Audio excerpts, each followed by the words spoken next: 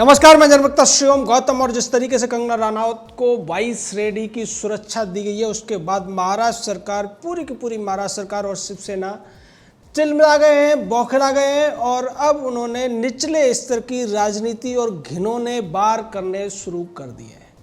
इस कड़ी में पहली खबर तो ये है कि बीएमसी ने आज कंगना रनौत का जो ऑफिस है उस पर रेड मारी और रेड मारने के बाद में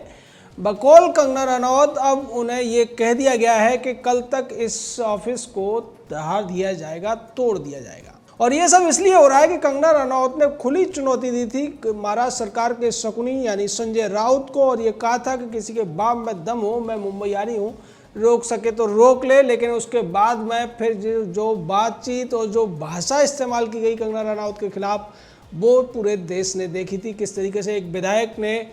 खुलेआम धमकी दी कि अगर वो मुंबई में आई तो हम उसको पत्थरों डंडों से मार मार के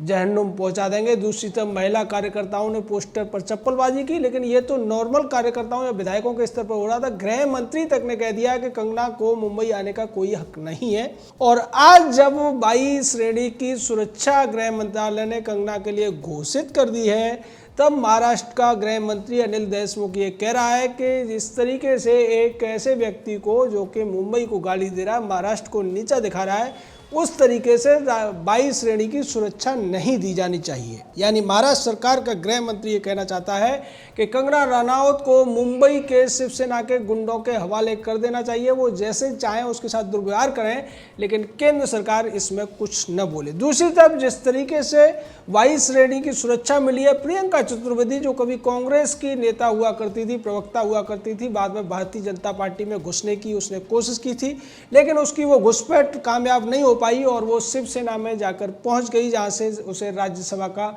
टिकट भी मिल गया, राज्यसभा पहुंच भी गई। अब प्रियंका चतुर्वेदी ये कहती नजर आ रही है कि भारतीय जनता पार्टी ने अपनी राजनीति दिखा दी है और जो लोग मुंबई पुलिस को गाली दे रहे हैं उनको इनाम दिया है और उसे 22 श्रेणी की सुरक्षा दे दी गई है। यानी कि प्रियंका चतुर्वेदी भी नहीं चाहती है कि कंगना रनौत को सुरक्षा मिले, बल्कि वो चाहती है कि जिन शिव सैनिकों को पहले गुंडे और मवाली कहा करती थी, वो अब दुर्व्यवहार करें कंगना रनौत के साथ में। लेकिन इससे बड़ा सवाल ये है कि क्या कोई व्यक्ति जिसने अगर आपकी जो अक्षमता है, आपकी जो कार्यशैली है, जिसकी आलोचना पूरा देश कर रहा है, उस पर सवाल उठाए हैं, तो आप फिर इस तरीके से एजेंसियों के माध्यम से उसको डराने की, उसको धमकाने की और उसको एक तरीके से ब्लैकमेल करने की कोशिश करेंगे। जिस तरीके से आज बीएमसी ने रेड किया कंगना के ऑफिस में, इसको लेकर कंगना ने कई ट्वीट किए। उसमें एक में बताया कि जब वो मणिकर्णिका बना रही थी तो उसे ये सपना देखा था कि वो अपना ऑफिस बनाएगी और अपने ऑफिस से फिल्मों का काम शुरू करेगी।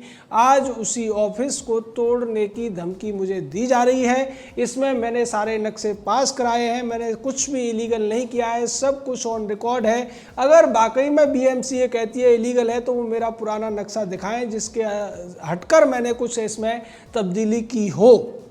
यानी कंगना रनौत अपना पक्ष रख रही है, लेकिन जिस तरीके से शिवसेना और खासकर संजय राउत या उद्धव ठाकरे के ज़माने की शिवसेना काम करती है, उसको देखकर तो ऐसा लगता है कि अब ये अपनी नाक का सवाल बनाकर इस पूरे मामले में कंगना रनौत को हर हाल में मजा चखाना चाहते हैं या सजा देना चाहते हैं, जिसकी बानगी प्रियंका चतुर्वेदी ने दे दी है। और उसने कहा है कि बीजेपी राजनीति कर रही है और मुंबई पुलिस ने ही कसाब को जिंदा पकड़ा था। लेकिन प्रियंका चतुर्वेदी ये भूल गई कि कसाब को पकड़ने के साथ साथ और क्या कहानियां हुई थी, किस तरीके से कसाब को हिंदू टेरर दिखाने की कोशिश की जा रही थी। उसके हाथों में कलावे भी थे। वो तो अच्छा हो कि तुकाराम आमले ने उसको जिंदा पकड़ लिया था, अन्यथा मुंबई पुलिस के जो बड़े अधिकारी थे वो कांग्रेस पार्टी की जो केंद्र सरकार थी उस समय की, उसके पूरे के पूरे खेल में सैफ्रॉन टेरर बनाने के लिए, सैफ्रॉन टेरर की थ्योरी को पास कराने के लिए वो सब ड्रामा किया गया था। और उसमें जब वो कामयाब नहीं हुए तब उन्होंने जश्न मना दिया था कसाब के पकड़े जाने का। कसाब को पकड़ने में मुंबई पुलिस से ज़्यादा तुकाराम आमले नाम के उस हवलदार को आपको श्रेय देना चाहिए, जिसके खुद को गोली लगने के बावजूद उसको जिंदा पकड़ लिया था। मुंबई पुलिस की कोशिश तो ये थी कि उसको जिंदा न पकड़कर उसको मार दिया जाए, जिससे कि पी चिदम्बरम जो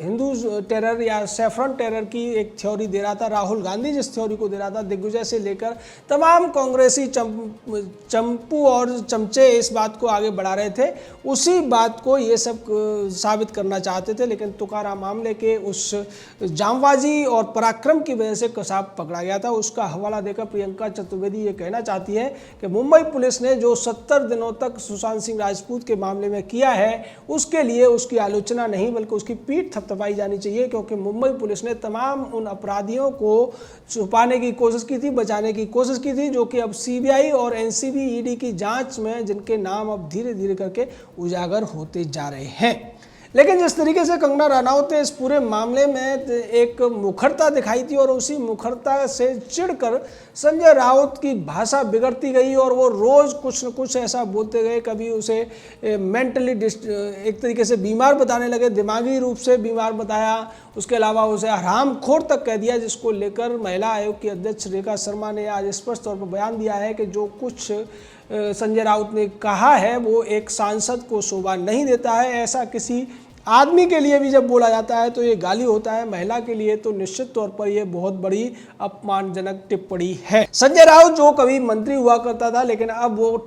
ठुल्ला चल रहा है, खाली बैठा हुआ है और खाली नेता हमेशा कुछ न कुछ खुरापात करता रहता है, उल्टी सीधी बातें करता रहता है, जिसका नमूना संजय राउत दे रहा है। लेकिन जिस तरीके से संजय राउत और उनकी पूरी की पूरी पार्टी, चाहे अनिल देशमुख गृह मंत्री हो, अनिल देशमुख शिवसेना का नहीं है लेकिन वो एनसीपी का है, एनसीपी के लोग भी अब इस पूरे मामले में शिवसेना के साथ खड़े हुए दिखाई दे रहे हैं, क्योंकि जिस तरीके से रिया चक्रवर्ती उसके भाई से पूछताछ चल रही है, उसमें अब तक ये सामने आया है कि अब तक रिया चक्रवर्ती ने 18 से 19 गजेड़ी अभिनेताओं के नाम एनसीबी को बता दिए हैं। यानी उन लोगों के नाम बताए हैं जो देखने में, जो आम जनता है उसकी नज़र में हीरो है, अभिनेता है, लेकिन वो वास्तव में बहुत बड़े गजेड़ी, नशेड़ी और स्मैकिए हैं। और उनके नाम जब धीरे धीरे करके बाहर आएंगे तो निश्चित तौर पर वो ये भी बताएंगे कि उनको नशा मुहैया कराने का काम मुंबई पुलिस और महाराष्ट्र की जो शिवसेना एनसीपी सरकार है उसके सरपरस्ती में होता है। तो निश्चित तौर पर इससे कई लोगों के चेहरे से नकाब हटेंगे। दूसरी तरफ सीबीआई जिस तरीके से दिशा साल्यान के मामले को भी सुशांत सिंह राजपूत की मौत से जोड़कर देख रही है, उससे तो ऐसा लगता है कि महाराष्ट्र की शिवसेना सरकार आदित्य ठाकरे पर कहीं आंच न आ जाए, इसीलिए इस तरीके के ड्रामे कर रही है। और उन्हें यह लगता है कि इस पूरे के पूरे ड्रामे को हवा देने का काम कंगना रनौत ने किया है, इसलिए वो कंगना रनौत से बदला लेने की नीयत से ये सारी कार्रवाई करते हुए नजर आ रहे हैं। लेकिन बड़ी बात यह है कि जिस तरीके से आतंकवादियों के अधिकारों की बात करते हुए तमाम बड़ी बंदी गैंग सुप्रीम कोर्ट पहुंच जाया करता था, तमाम अवार्ड वापसी वाले पहुंच जाया करते थे, अभिव्यक्ति की आज़ादी के नाम पर